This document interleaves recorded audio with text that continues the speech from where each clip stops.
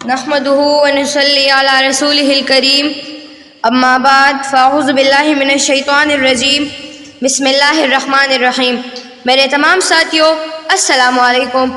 آج مجھے جس موضوع پر لب کشائی کرنے کا موقع ملا ہے وہ ہے میں بیٹی ہوں، میں عورت ہوں، میں اگر بیٹی ہوں تو گھر کی رحمت ہوں، بہن ہوں تو بھائی کا فخر ہوں، بیوی ہوں تو گھر کی ملکہ ہوں، اور جب ماں کے درجے پر فائز ہوتی ہوں تو جنت میرے قدموں تلے رکھ دی جاتی ہے۔ مگر کہیں مجھے غیرت کے نام پر قتل کیا جاتا ہے تو کہیں تشدد کا نشانہ بنایا جاتا ہے۔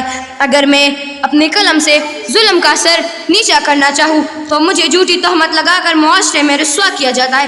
میں حق کے لیے زبان کھولوں تو میری زبان کھینچ لی جاتی ہے۔ میں وہ عورت ہوں جو آج بھی طلاق کا دبا لے جانے کیا کیا سہتی ہوں۔ طلاق مرد دے مگر طلاق یافتہ میں کہلاتی ہوں۔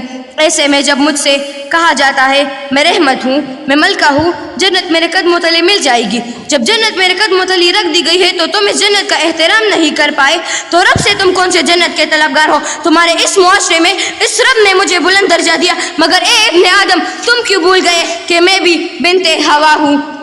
میں بن باپ، بن بھائی، بیٹی جب اپنا گھر چلانے، اپنے ماں کا کندھا بننے باہر نکلتی ہوں تو نہ جانے مجھے کتنی گندی ہوس بری نظروں کا سامنا کرنا پڑتا ہے۔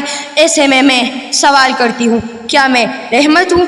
زمانے جاہلیت میں عورت کے حقوق کو اس قدر پامال کیا جا چکا تھا کہ لوگ اپنے گھر میں بیٹی کا پیدا ہونا برداشت نہیں کر سکتے، معصوم بچوں کو زندہ دفن کر دیا جاتا تھا۔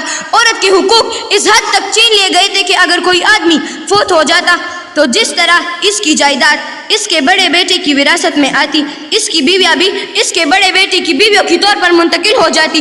بیویوں کو پاؤں کے جوتا سمجھا جاتا بیوی کو پاؤں کے جوتی سمجھا جاتا، بلکہ عورت کی جائز باتوں کو ماننا بھی مرادنگی کے خلاف سمجھا جاتا تھا۔